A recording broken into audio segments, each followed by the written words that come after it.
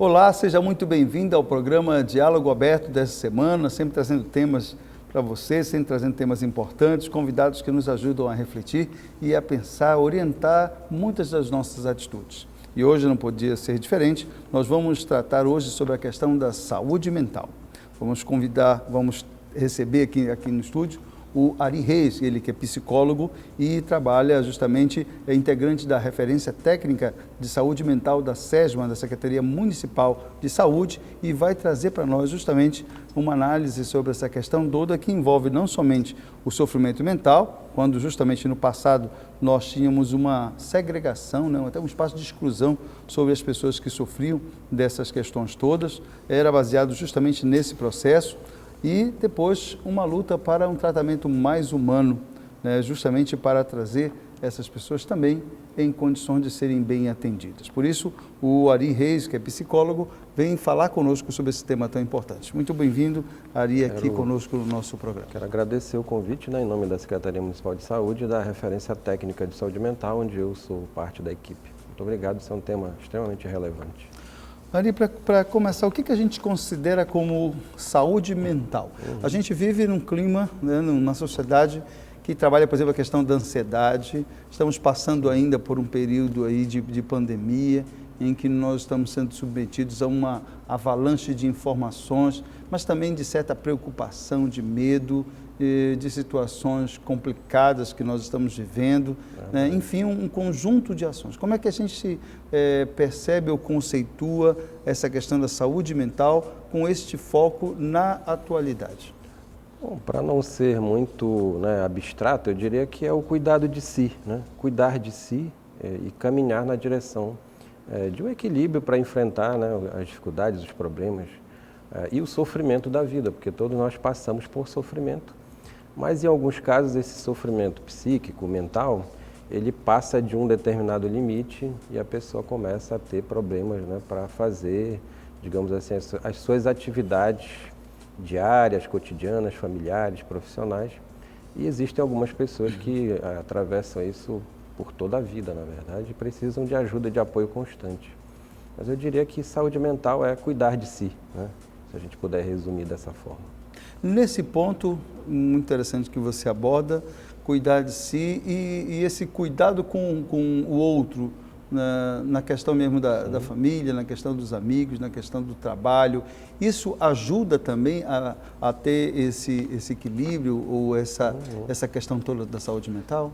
Porque a saúde mental ela é um apanhado de situações, é individual, é familiar, é escolar, é profissional, é emocional, relacional, afetiva, moral, sexual, ela atravessa todos os processos da vida e nós somos, digamos, estruturados, constituídos ao longo da nossa vida, sempre cuidando de si, mas em contato com o outro. A gente se forma, certo. A nossa saúde mental ela se constrói a partir do contato com os outros, contatos afetivos, contatos emocionais e sociais também, de linguagem, de aprendizado, mas principalmente afetivos e de interação dentro da estrutura social que a gente vive. Então ela é um apanhado de coisas muito complexas, múltiplas e que no dia a dia, cotidianamente, nós estamos vivenciando. Então uma pessoa pode ter saúde mental, equilíbrio, digamos assim, emocional durante boa parte da vida, e agora, por exemplo, na pandemia, pode ter sofrido uma crise de ansiedade, um processo depressivo,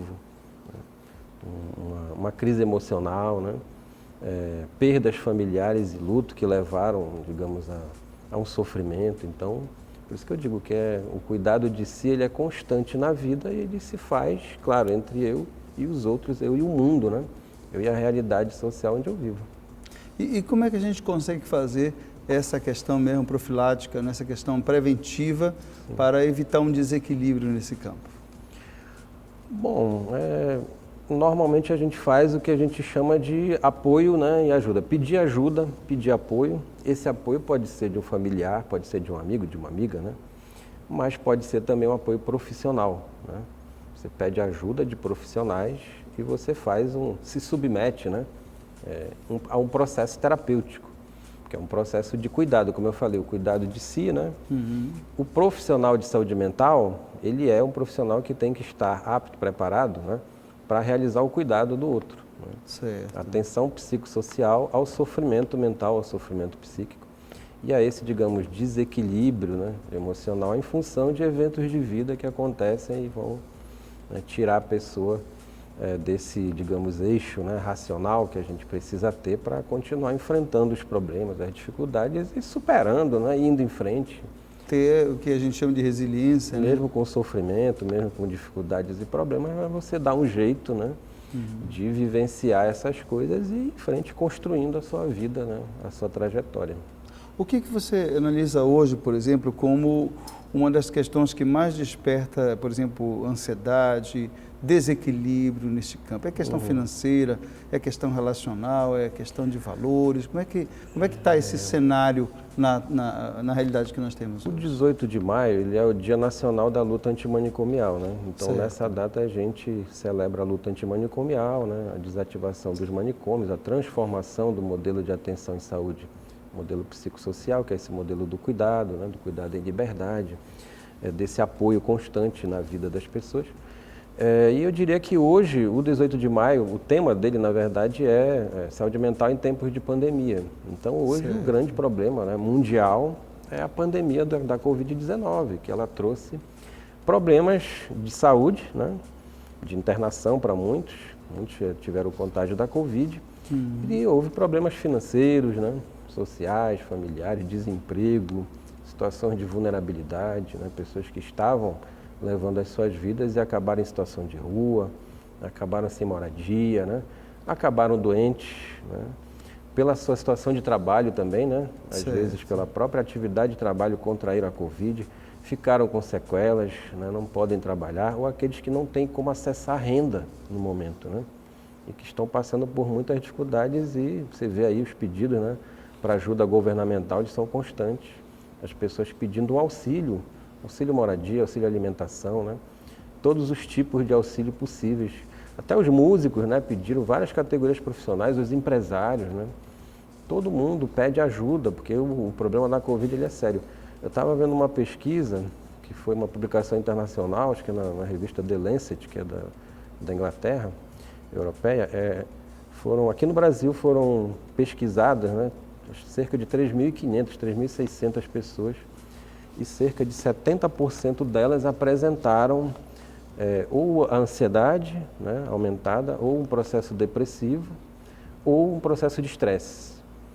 Então é uma amostra bem significativa, né, de pessoas que ficaram hospitalizadas, que tiveram a Covid, e essas pessoas, também uma outra amostra de pessoas que não chegaram a ser internadas, mas que cerca de 70% dos casos apresentaram algum problema de sofrimento mental, de sofrimento psíquico, né, e poderiam aí ser diagnosticadas, tratadas, né, mas precisam, na verdade, de apoio, né, de escuta, de apoio, de incentivo, né, para que possam recuperar, digamos, a sua condição, né. Agora, às vezes, não é possível você recuperar isso quando você tem um problema de desemprego, né, de uma situação muito precária, de precarização, né, do trabalho e do modo de vida, né, da sua forma de sobrevivência, aí fica um pouco mais difícil. Então, a pandemia ela trouxe problemas para todos nós, né, para o cumprimento, né, dos horários de trabalho, né, você tem que fazer todos os cuidados, né, e aquelas pessoas que hoje, principalmente, não conseguem acessar o mundo do trabalho, estão excluídas desse processo, né? Ou muitos que estão trabalhando em casa também, né? Então, o que nós vemos nos serviços em geral? Foram criadas outras alternativas, por exemplo, para você fazer o acolhimento, o acompanhamento, o atendimento da população, via celular, por ligação, via WhatsApp, às vezes por teletrabalho mesmo, né? Por tablet, né? Com o uso da internet. Quem não tem internet usa mesmo a ligação de celular, né? Por exemplo, nós da psicologia, a própria medicina fez isso, muitas profissões fizeram isso, e não só na área da saúde, né? Em outras áreas também você vê as pessoas trabalhando online, né? Trabalhando pelo que se chama de teletrabalho, trabalhando em casa, e os atendimentos, né, na área da saúde, nos serviços de saúde, até mesmo na atenção primária, né? nos centros especializados, nos hospitais não, que o atendimento, né, precisa ser da internação, né, ou um atendimento de urgência, a pessoa precisa ficar internada lá, então o atendimento é presencial nos serviços de urgência e nos serviços de 24 horas, que não param, né? Esse serviço ele continuou sendo, né, tendo que ter essa continuidade e continua sendo presencial, mas em muitos casos foram feitos acolhimentos, acompanhamentos, avaliações, né, online, pela internet ou pelo celular. Isso teve que ser criado, adaptado. Muitas equipes, né, de psicólogos, de médicos, de outros profissionais foram criadas no Brasil inteiro, acho que no mundo inteiro provavelmente. Mas aqui no Brasil você tem muitas iniciativas, né, de grupos de profissionais que fazem esse apoio online, né, por via remota para as pessoas e gratuitamente também abriu essa possibilidade, porque muitas pessoas têm dificuldade mesmo de custear, né, algum tipo de ajuda profissional nesse momento. Nesse caso, a referência técnica de saúde mental da SESMA, né? Qual a missão, a grande missão dela dentro desse contexto? É orientar, direcionar? O que ela trabalha quando recebe essa demanda? Bom, nós promovemos saúde mental, né, e gerenciamos, fazemos a gestão dos serviços de saúde mental, tanto no que a gente diz que seria atenção especializada, né, dos centros de atenção psicossocial. Dos CAPs, né? Dos CAPs. Nós temos 4 CAPs hoje e também na atenção primária em saúde, que seria nos serviços de unidade municipal de saúde, estratégia de saúde da família, núcleos ampliados de apoio à saúde da família. A nossa função é fazer a gestão, qualificar, né, integrar os serviços em rede, né, capacitar os trabalhadores, fazer oficinas de capacitação, de qualificação, né, de atualização. E nós temos internamente vários parceiros, né, vários departamentos internos da Secretaria de Saúde que a gente trabalha juntos, né, as práticas integrativas em saúde, as doenças não transmissíveis, né, os serviços que cuidam dos consultórios na rua, né, que cuidam das pessoas vulneráveis, nós trabalhamos todos em conjunto com o Núcleo de Promoção de Saúde e com o Departamento de Ações em Saúde. Todos esses vão tentar fortalecer, buscar o fortalecimento dos serviços, dos trabalhadores, das ações de saúde, para que continuem funcionando integrados e possam garantir o acesso, né, e o apoio, né, a avaliação, o acolhimento da população, porque hoje você tem muitos casos, né, de problemas de sofrimento psíquico, né, problemas de saúde mental. A população está buscando efetivamente os serviços e precisa desse atendimento, desse acolhimento, dessa avaliação, desse acompanhamento, que às vezes precisa, né, ser trabalhado, que a gente chama de cuidado compartilhado entre serviços diferentes. Você tem uma mesma pessoa sendo cuidada em mais de um serviço, em mais de um local, às vezes por uma equipe multiprofissional, mas em mais de um serviço, às vezes até em áreas diferentes. Você precisa trabalhar junto com a educação, você precisa trabalhar junto com a assistência social, você precisa trabalhar com os serviços de direitos humanos, com as outras secretarias de trabalho e renda, né? Até arte e cultura também. Se trabalha arte e cultura na saúde mental, né? Se entende que a pessoa que tem problemas de saúde mental, ela também deve ter direito à renda, né, ao trabalho, à cultura, ao lazer, ao esporte, à arte, né, à música, né, à diversão, né, e à integração na vida social. Então é um processo que às vezes é longo, mas os serviços eles precisam estar integrados e a gente precisa cuidar também do trabalhador de saúde, porque ele também adoece e precisa dessa assistência, né, em saúde mental também. Dentro das faixas etárias, por exemplo, de criança, jovem, adulto e idoso, qual é os que tem maior número de atendimento ou é distribuído isso aí? Acho que é distribuído, não tem exatamente assim, não. Se a gente for falar de Covid, né, a faixa etária da população atendida até há pouco tempo era a faixa etária de adultos aí, né, entre 30 a 50, 60 anos, né? Certo. Mas os idosos também são uma população, né, emergencial nesse cuidado. Eu diria que as faixas etárias acabaram sendo afetadas porque não é só a Covid, né? São as repercussões em saúde mental em função da pandemia, que também são repercussões com as restrições biofisiológicas, né, biopsicossociais e sociais, financeiras, familiares, econômicas, né, de todos os tipos de vulnerabilidade. A questão aí das escolas fechadas, né, Isso foi um grande problema. Por exemplo, também, as crianças, né, e adolescentes são menos numerosas em casos de Covid concretos. Certo. Mas elas estão também na estatística, né, dessa população que sofre de ansiedade, de processos depressivos, de estresse, porque elas pararam de ter, né, em grande parte, a sua vida social, né, foi muito afetada. O contato com outras crianças, com outros jovens. Né? Certo. Os jovens até ainda acessam as ruas, né, mas as crianças, elas ficam muito confinadas em casa. Então aparecem vários tipos de problemas de comportamento e às vezes até mesmo esse grau de ansiedade que passa de um certo limite, a criança fica, né, precisando de cuidados. Certo. Me diga uma coisa ali, então, você falou em 4 CAPs aqui em Belém, né, que fazem esse atendimento.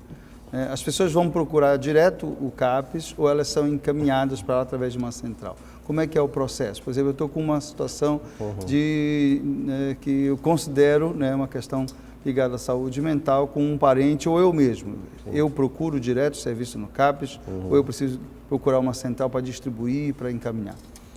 Os CAPs, os Centros de Atenção Psicossocial, a gente diz que eles funcionam de portas abertas à população, né? Pois não. Eles têm os atendimentos referenciados, os acolhimentos que são, né, agendados, e tem as demandas espontâneas, as pessoas que procuram diretamente os CAPs. Então, nós temos 4 CAPs. Nós temos o CAPs da criança e do adolescente, o CAPS-I, né, que foi chamado muito de Casa Mental da Criança e do Adolescente. Nós temos a Casa Mental do Adulto, que é o CAPS adulto, né, 24 horas. Nós temos a Casa AD, que é o CAPS álcool e drogas, e temos o CAPS de Mosqueiro. Quando não há essa demanda espontânea, né, esse referenciamento é feito através das unidades municipais de saúde, porque elas estão em todos os bairros. Né? Certo. Então, as pessoas acabam indo para a unidade de saúde do seu bairro, né, ou às vezes até mesmo para a unidade de saúde da família. Tem alguns bairros que tem uma unidade de saúde da família próximo, a pessoa vai lá, e ela é referenciada para o CAPS quando há necessidade, quando são casos, né, e desses que a gente conversou aqui, né, repercussões de saúde mental devido à pandemia ou outros vários tipos de problemas que podem acontecer. Quando existe uma crise, né, de saúde mental instalada, aí já é feita um referenciamento direto, às vezes, para serviços de urgência e emergência via SAMU, né? E quando é caso de internação, o fluxo criado hoje, essa pessoa é enviada para o hospital de clínicas, às vezes para uma UPA, para o pronto-socorro, para os 2 pronto-socorros, né? Mas às vezes diretamente já para a internação. Mas em todos esses casos você pode procurar a unidade de saúde. Certo. Né? E se você estiver próximo, né, de um CAPS, você pode procurar o CAPS diretamente para o acolhimento. Há algum tempo atrás você tinha, inclusive, a procura, né, de muitos familiares para quase que se livrar daquela pessoa que estava com problema de saúde mental em casa. Sim. Então deixava, por exemplo, nesses hospitais, nesses atendimentos, até de caráter prolongado, ou até deixavam quase que de forma definitiva por lá. Sim. Hoje você não tem mais esse tipo de atendimento que dura tanto tempo, que demora tanto tempo. Em geral, são semanas, né, máximo um mês, até ter condições de retornar para o convívio familiar. Então, esse é um protocolo que é de nível nacional. Como é que isso aí foi modificado ao longo desses últimos anos? Como eu lhe falei, né, existe a campanha do 18 de maio. Na verdade, nós temos uma lei, que é a Lei 10.216, que ela é de maio de 2001, né, e foi uma luta, uma conquista, né, do movimento de luta antimanicomial, criado já nos anos 70, e ao longo dos anos 80 e 90, né, foi tendo a desativação, inclusive, essa mobilização, né, dos trabalhadores de saúde mental, né, que começaram a trabalhar nos manicômios lá nos anos 70, final dos anos 70 ali, começaram a ver as violações de direitos dentro dos hospitais psiquiátricos, né? E essa lei ela foi promulgada em 2001, né? E ela diz que as internações de caráter prolongado devem ser a última opção. Certo. A primeira opção sempre deve ser o cuidado em liberdade e os serviços substitutivos ao modelo hospitalar, ao modelo manicomial, ao modelo de hospital psiquiátrico. Então, na verdade, o que a gente tem hoje é uma orientação, né, legal de lei, que até por lei proíbe, na verdade, a implantação de hospitais psiquiátricos e o aumento de leitos psiquiátricos. Você tem que ter um certo limite E esse limite ele deve funcionar para os casos mais graves, né, os casos muito graves de esquizofrenia, de psicose, né, de outros transtornos mentais severos, né, em crises agudas, né, em que você precisa passar por uma internação, mas essa internação ela deve ser de caráter breve, né, ela deve durar semanas ou um mês, no caso 30 dias, quando muito, né? E assim que esse paciente estiver melhorado, ele deve ter a alta e voltar ao convívio familiar, acessando os serviços substitutivos, que pode ser o CAPS, mas pode ser também a unidade de saúde, né? Pode ser a estratégia de saúde da família, pode ser o NASF. Então ele deve ser acolhido, deve ser acompanhado, mas sempre nessa perspectiva, né, da não internação, né, do modelo psicossocial, ou seja, de convivência familiar, social, comunitária, né, de inserção, até mesmo em atividade no mundo do trabalho, quando é possível, né, e de acesso a tudo que a Constituição e a lei que criou o SUS diz que é o direito à saúde: educação, saúde, lazer, segurança, esporte, cultura, né, saneamento, né, condições, né, de vida e sobrevivência dignas. Então, a nossa legislação ela é muito clara nesse sentido, né? Ela criou um mecanismo de cidadania bem interessante, importante, que às vezes não é cumprido, né, mas que ainda assim tem a força de lei, né? A cidadania deve ser preservada mesmo nos casos de sofrimento psíquico-mental agudo, né? Mesmo nos casos em que a pessoa não possa fazer parte do mundo do trabalho, ela deve ser amparada nos serviços substitutivos e ela deve ter, por exemplo, benefícios de seguridade social, né? E o cuidado familiar, ou seja, as famílias, por lei hoje, elas não podem pegar o seu familiar e inserir numa clínica manicomial, né? O serviço manicomial não existe mais de caráter público. Você não encontra hoje, você encontra serviços privados, né? Mas a família, para fazer essa inserção do seu ente, né, num hospital psiquiátrico, ela vai precisar custear isso se ela quiser deixar o seu familiar por muitos anos, por muitos meses nesses lugares. Infelizmente, isso ainda acontece. A gente diz que isso é uma sobrevivência de uma cultura manicomial, né? Porque durante 200 anos, no Brasil e no mundo, a forma de cuidar do que se chamava então de doentes mentais, né, era colocá-los num local onde eles ficavam trancafiados, né? Ficavam restritos ali, aquele local, né, aquele hospital. E ali ocorriam muitas violações de direitos, né, muitas até torturas psicológicas e físicas, né, tratamentos muito agressivos, eram colocados em celas, né, solitárias, né. Aconteciam muitas coisas e nesses lugares ficavam, às vezes, misturados crianças, adolescentes, né, e pessoas que nem tinham, digamos assim, esse diagnóstico, né, do transtorno mental, eram colocados por situações sociais.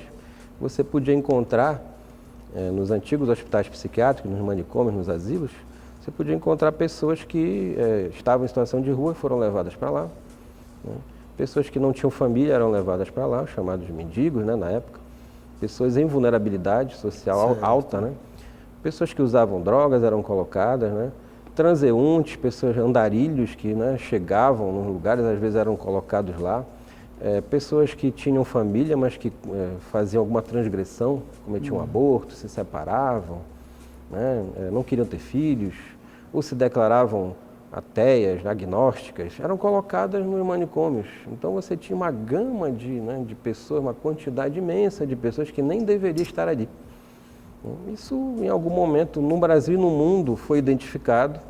Esse modelo, né, segregacionista, segregador, excludente, né, e de tortura, às vezes, né, de isolamento, né, ele foi substituído, ele foi trocado por um outro modelo, né, um modelo em que a pessoa pode ter cidadania, né, e pode usar a sua criatividade, mesmo em sofrimento, para sobreviver no mundo de uma outra maneira, né?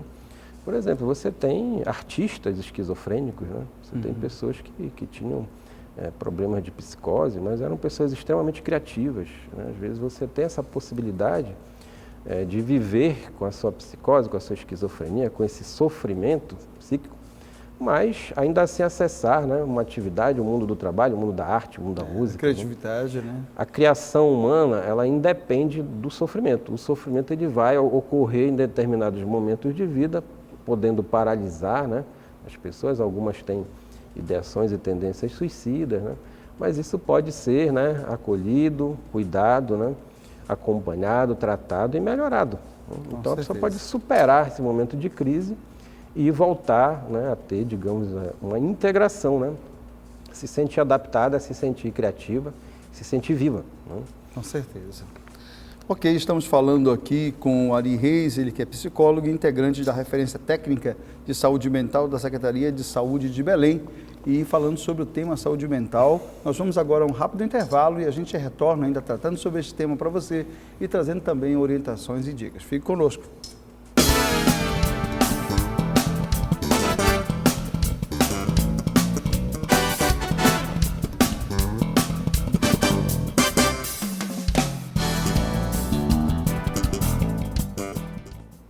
Olá, bem-vindo de volta ao programa Diálogo Aberto, tratando hoje sobre o tema saúde mental. Nós recebemos aqui o Ari Reis, ele que é psicólogo e é da Referência Técnica de Saúde Mental da Secretaria Municipal de Belém.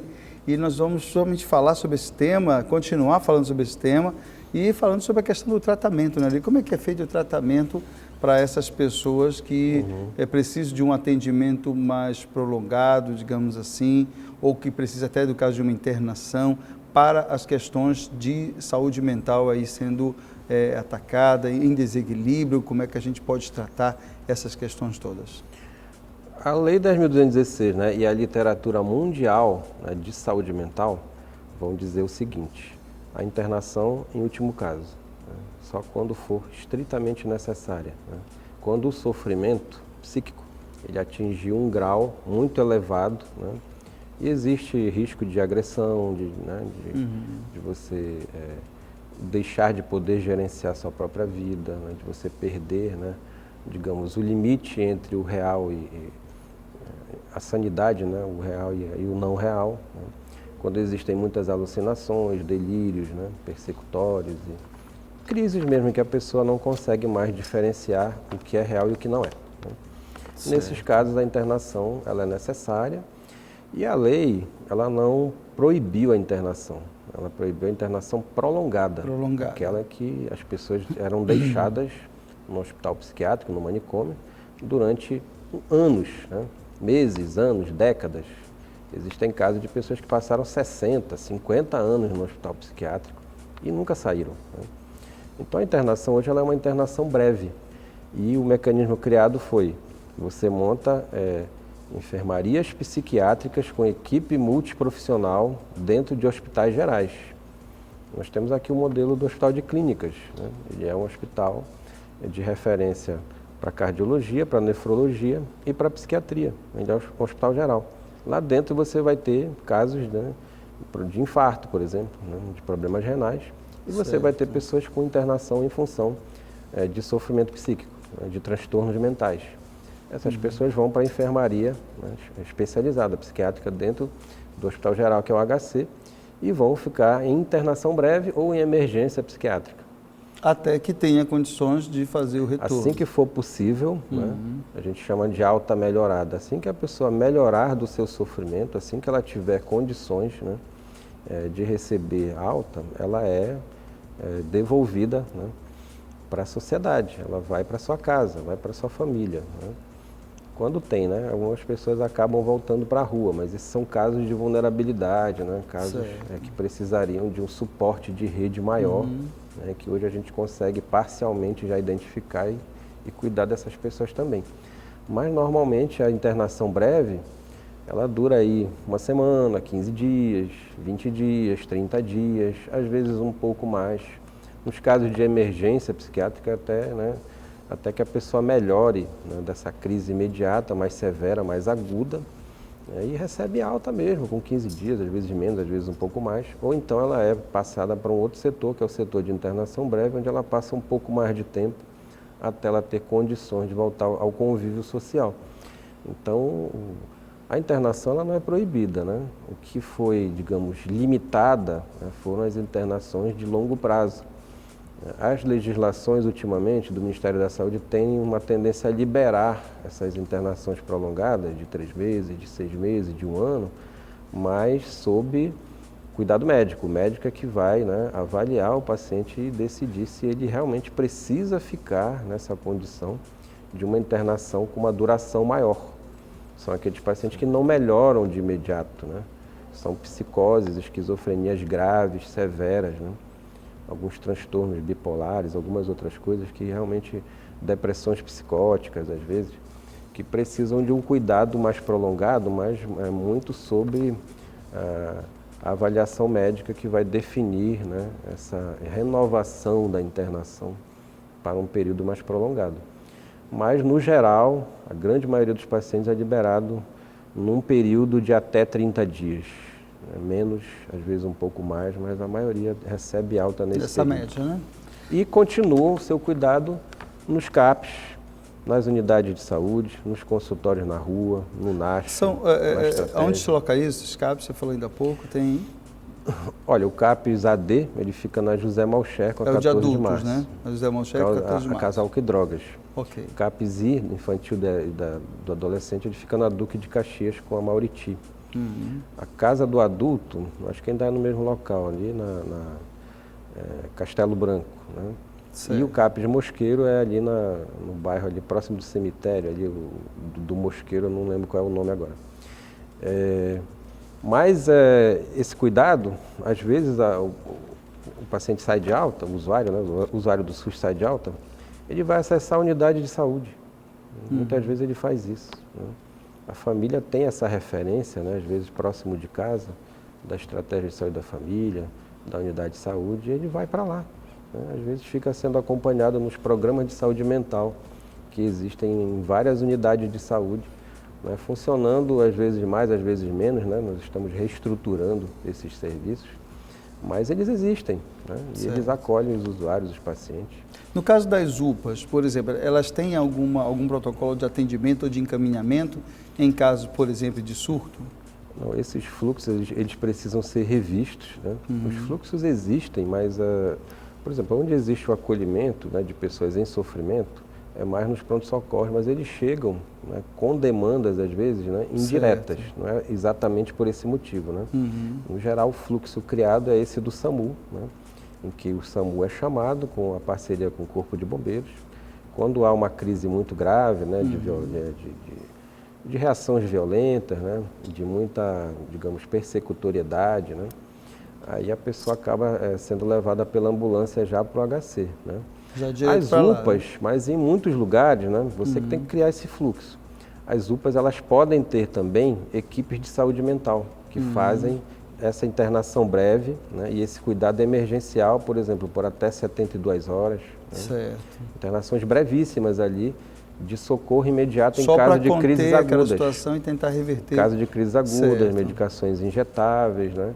E um cuidado emergencial. Imediatamente depois elas podem referenciar para o Hospital Geral ou para o CAPS 24 horas. Né? O CAPS 24 horas também tem essa função de fazer esse acolhimento, a gente chama de leitos, né, de acolhimento, em que pessoas que têm crises, digamos assim, que não são tão agudas, crises medianas, né, crises moderadas, elas podem ser acolhidas no CAPS, né, e conscientemente aceitarem ficar nesse leito ali, né, de repouso por 24 horas, por 48 horas. Imediatamente após a melhora do quadro sintomatológico, elas são liberadas, voltam para casa e continuam sendo acompanhadas nos CAPs.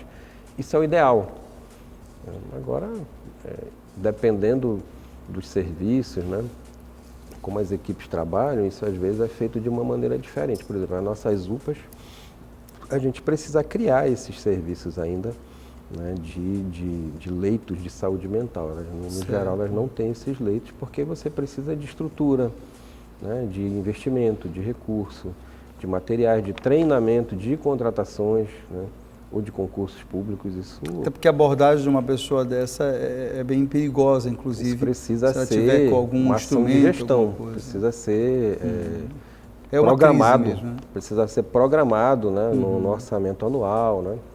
e precisa ser investido na preparação de toda essa estrutura. Qual é a dica ali, então, se eu tenho um familiar que está em surto, por exemplo, e aí eu estou falando da questão persecutória, estou falando da questão, inclusive, de agressividade, sim, até com o uso de algum instrumento, qual a medida correta ou a mais adequada, digamos assim, para tomar? É levar direto para o CAPS, é chamar o atendimento do bombeiro, procurar de alguma forma fazer algum tipo de ação paliativa? O que as pessoas aí que estão nos acompanhando, elas podem fazer numa situação dessa? Olha, as pessoas elas fazem isso, né? Elas procuram aquelas equipes que elas já conhecem, né? Às vezes elas vão na unidade de saúde, elas vão no CAPS, elas procuram os agentes comunitários, né? A unidade de saúde da família próximo de casa, aquele médico, aquela enfermeira, enfermeiro, aquele psicólogo, aquela psicóloga que já acompanhou o caso, elas procuram ajuda. E, na verdade, muitas vezes o SAMU, né, ele é chamado já quando a coisa está no limite, né? Isso. E a família já não sabe mais o que fazer. Mas o familiar que tem, né, alguém com um transtorno mental em sofrimento na sua família, ele sabe que aquela pessoa, né, o maior vínculo dela é com a família. Né? Certo. Então, a família, às vezes, né, consegue acalmar essa pessoa. Né? Consegue conversar de um jeito afetivo, afetuoso, que é o mesmo que as equipes fazem. Né? Às vezes você chamando um técnico de referência que já acompanhou o caso dessa pessoa em sofrimento em algum serviço, se ele for chamado para aquela situação, ele pode ajudar muito. Então existe essa memória afetiva? Existe, claro. A cognição, né, o processamento de informações de uma pessoa em sofrimento mental, ele é o mesmo, né? Apenas ele está mais acelerado. Né? As substâncias cerebrais vão modificar um pouco, né? O raciocínio se torna mais rápido, né? Mais acelerado e difícil de ser, digamos assim, identificado. O pensamento muito, né, difuso, vamos dizer assim, né? A atenção difusa, o pensamento acelerado, a produção de imagens, né? De delírios, imagens delirantes, né? De alucinações. Né? Então, a pessoa em sofrimento, ela fica confusa, né? Ela tem uma gama de afetos que ela não consegue identificar. Então, por isso que a gente chama de apoio psicossocial, porque através do vínculo você vai reconstruindo, né, essa condição da pessoa de falar e se ver no outro, né? É uma relação afetiva especular, você serve de apoio, de amparo, de espelho, né, e de referência para aquela pessoa, para que ela vá aos poucos superando. Então, todas as profissões são importantes. A equipe multiprofissional é composta de vários profissionais, além do médico, né, que vão entrar todos à sua maneira, né, com o apoio psicossocial, com o tratamento, né, e com a relação afetiva com essa pessoa, através do vínculo e, às vezes, através da convivência com outras pessoas que estão também melhorando junto. Essa pessoa vai, aos poucos, voltando ao seu eixo, né, ao seu eixo afetivo, ao seu eixo cognitivo e conseguindo superar aquele sofrimento em que ela está atravessando um período de crise, né? Porque assim, essa experiência, digamos, a experiência do sofrimento e a experiência do que se chama de loucura, né? Ela faz parte da humanidade em todos os tempos, né? Então, cada época viu a loucura de uma forma, né?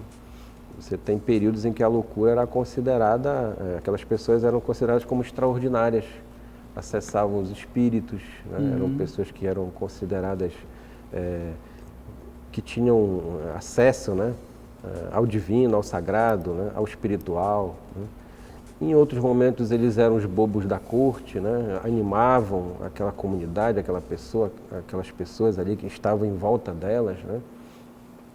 Em outros momentos elas foram consideradas endemoniadas, pessoas que carregavam, né, demônios dentro de si, foram consideradas como praticantes de bruxaria. Né? Então você vai tendo variações, né, ao longo da história, mas em algum momento elas foram consideradas indesejáveis socialmente, né? Que não deveriam fazer parte do convívio social. Certo. Né? E a partir daí, mais ou menos século XIV, século XV para cá, né, essas pessoas começaram a ser excluídas do convívio social de muitas maneiras. Ou elas eram mortas, ou elas eram trancafiadas, Existiu uma época que elas eram colocadas em navios, né, para morrer, né, para andar, né, por vários locais até que elas perecessem, até que elas morressem. Esses navios chegavam nos portos em cada cidade e ao invés de serem retirados, eram colocados novas pessoas e esses navios eram liberados de novo, né, à deriva, até que essas pessoas morriam, né? Então, não eram manicômios, mas eram locais, né, onde essas pessoas ficavam, que eram nas periferias das cidades europeias. Essas pessoas começaram a ser amontoadas lá até que não coube mais ninguém e foi criado digamos, o navio, né, como uma alternativa para colocar mais pessoas. E quem eram essas pessoas? Eram leprosos, eram vagabundos, né, marginais, pessoas que cometiam crimes, que usavam drogas, né, pessoas em situação de rua, né, pessoas sem família, sem referência e às vezes com problemas que não eram exatamente o que a gente chama de loucura, né? Isso sempre existiu, essa distorção. E os primeiros hospitais, eles eram locais, na verdade, que essas pessoas ficavam em gaiolas, né? Em grades, presas, e eram torturadas para que elas voltassem a ter a sanidade.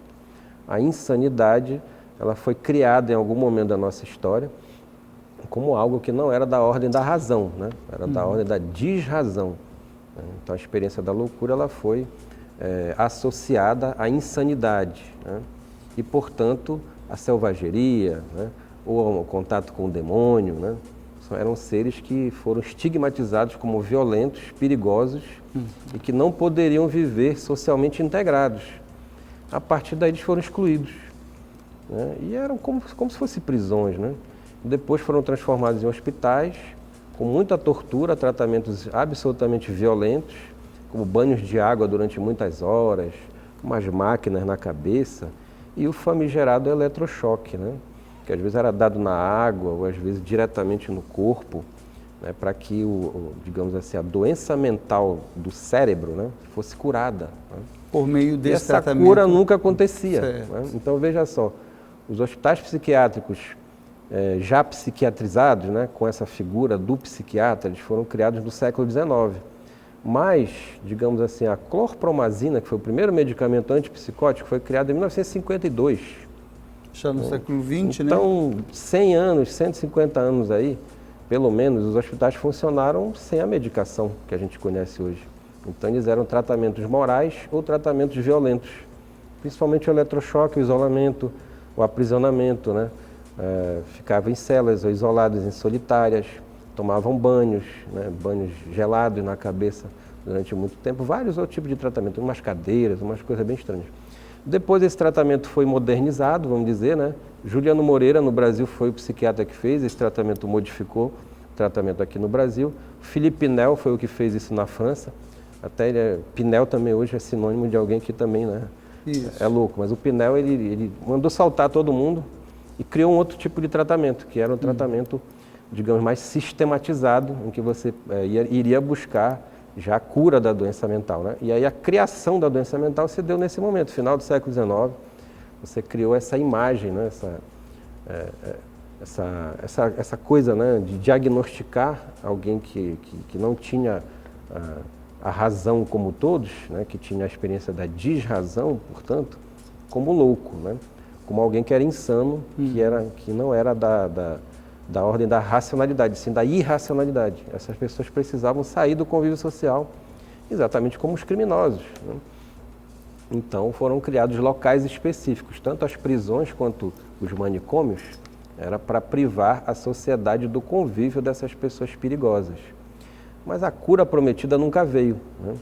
Então aqui a gente teve hospitais aqui que ficaram com 10 mil, 20 mil, 50 mil pessoas, né? No hospital de Barbacena, né, no manicômio de Barbacena, chegaram a morrer lá 100 mil pessoas ao longo de anos, né? De 1903 até quando foi fechado, eu não lembro exatamente a data, morreram lá mais de 100 mil pessoas e muitas pessoas viveram no chão durante muito tempo, comiam no chão, faziam suas necessidades no chão, dormiam no chão, faziam tudo no chão, né? E em algum momento se percebeu que esse modelo ele não funcionava, né? Por isso que ele foi substituído. Hoje, para você ter uma clínica psiquiátrica, você precisa seguir regras muito rígidas, né? precisa ter uma adequação de ambiência, você precisa ter salas de tamanhos específicos, você precisa ter uma equipe completa, leitos, né, preparados. E uma equipe multidisciplinar, né? Equipes multidisciplinares, médicos, enfermeiros, psicólogos, terapeutas ocupacionais, farmacêuticos, uma série de profissionais no serviço social. Todos esses profissionais devem trabalhar em equipe, fazendo aquilo que eu falei, através do vínculo, do afeto, né, de atividades que vão reintegrar essa pessoa na vida, né? Isso começou muito assim nos anos 70, né? Um grupo de psiquiatras italianos que trabalhavam em manicômios, eles começaram a fazer experiências, né, de trazer essas pessoas para fora desses hospitais. Existe uma experiência de um psiquiatra chamado Franco Basaglia, maravilhosa. Ele colocava os psicóticos, as pessoas que usavam drogas, as pessoas que estavam no manicômio para trabalhar. Ele criou cooperativas, né?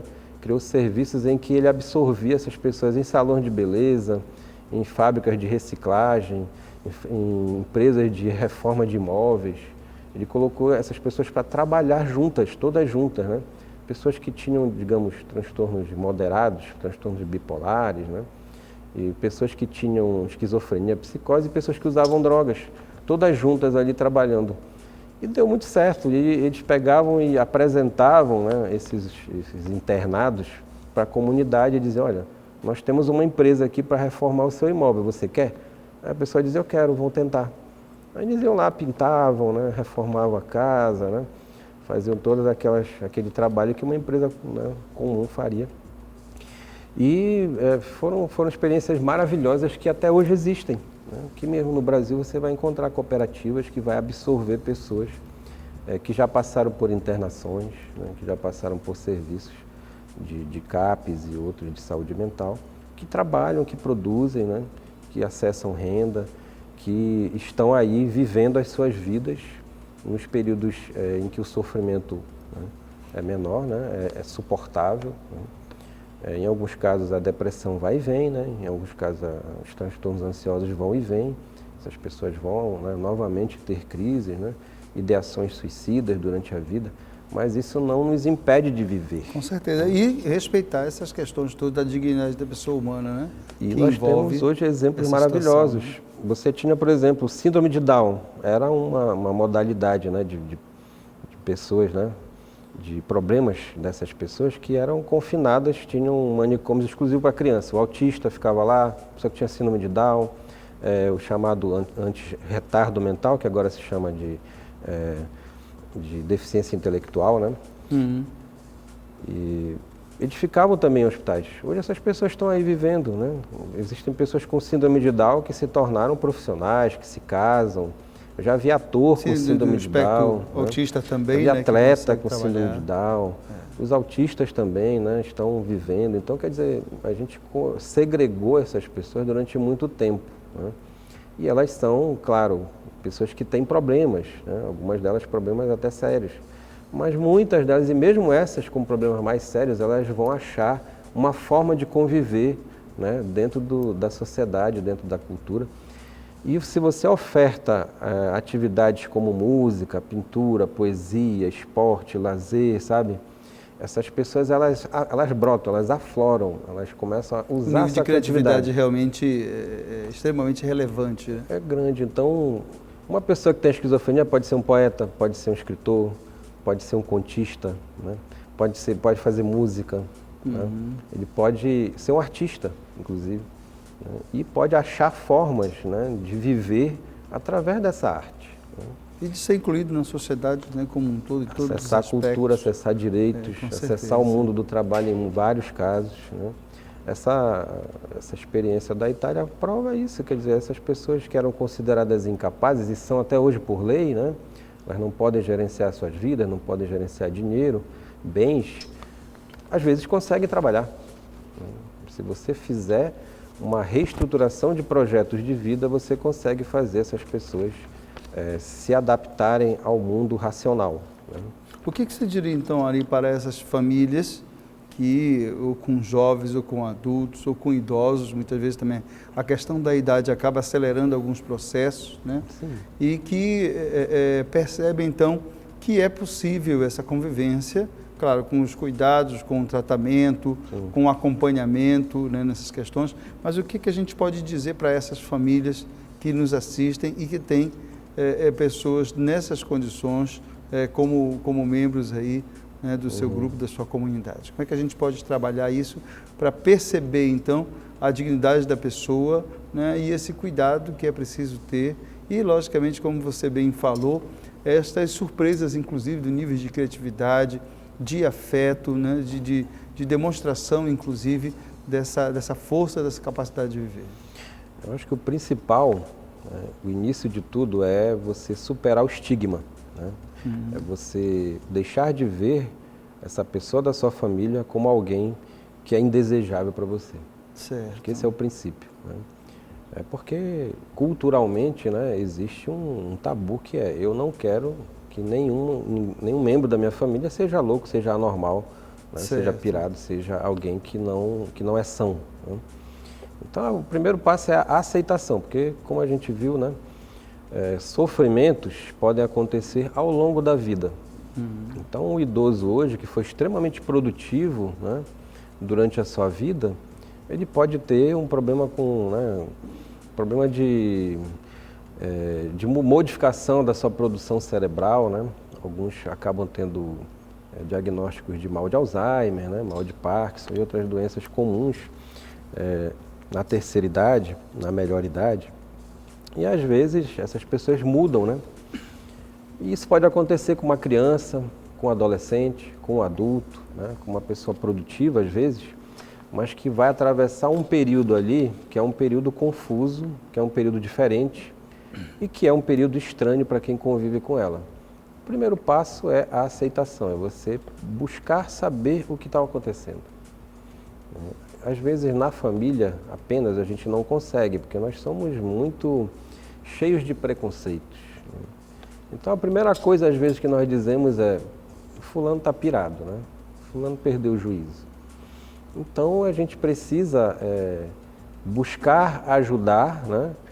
E buscar não transformar o nosso afeto em algo negativo. O amor, o afeto, o carinho, o cuidado, a atenção precisa ser o mesmo.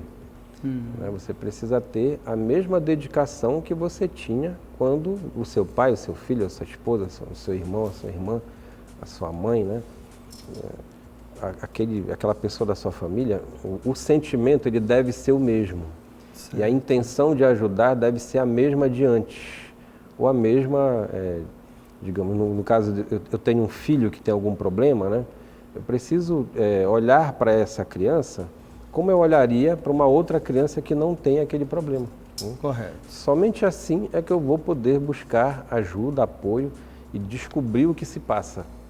Porque às vezes são muitos os problemas, mas às vezes eles têm uma origem, né, numa estrutura neurofisiológica, vamos dizer, uma coisa cerebral, mais cerebral, né? Às vezes é mais corporal, é mais uma questão de reabilitação motora, física, né, de estimulação sensorial, isso em qualquer idade, né? Pode ser o idoso, pode ser o adulto, às vezes precisa de uma reabilitação, ele vai precisar de um tratamento, né, para estimular e voltar a ser uma pessoa, né, um pouco mais parecida com o que era antes, às vezes não fica igual, né?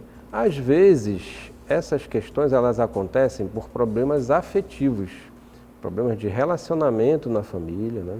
Relações violentas, relações de pouca afetividade, né? Relações de pouco espaço de troca, né? Troca de afetos, troca de comunicação, né? Espaço para expressão de cada um ser o que é realmente, poder falar o que pensa, o que sente, né? As famílias às vezes não dão espaço, né, para essas pessoas se expressarem, e isso gera problemas na criança, gera problemas no adolescente, né? Nos casamentos, nas relações, né? Nas relações com os filhos, na relação com os pais. É um conjunto de situações, né, que muito amplo. Você tem que perceber a realidade de cada um, mas eu acho que sempre tendo como orientador essa questão mesmo da dignidade da pessoa humana, de perceber para o outro, para além da sua utilidade, digamos assim, né, mas que ela né, aquilo o que ela representa para você, que independente de qualquer situação Isso parte realmente dessa capacidade nossa, precisa, desse código-fonte nosso, que é reconhecer o outro como um ser humano. O ser humano precisa de liberdade, de dignidade, de autorrealização. Né? Ele precisa poder se expressar livremente no ambiente onde ele vive. Muitas vezes, muitos problemas emocionais, transtornos mentais, iniciam por questões de repressão, né, pessoal, individual, religiosa, familiar, social. Né? E que vai exigir, as pessoas não conseguem ter o melhor de si, e não conseguem ter ajuda, apoio, né, para conseguir fazer o que elas podem fazer, porque potencialidade todos nós temos. Então a gente precisa principalmente começar a poder superar os estigmas dos diferentes, né, e poder conviver com as pessoas diferentes, sabendo que elas têm potencialidades, às vezes têm limitações, mas elas vão poder encontrar um caminho na vida também.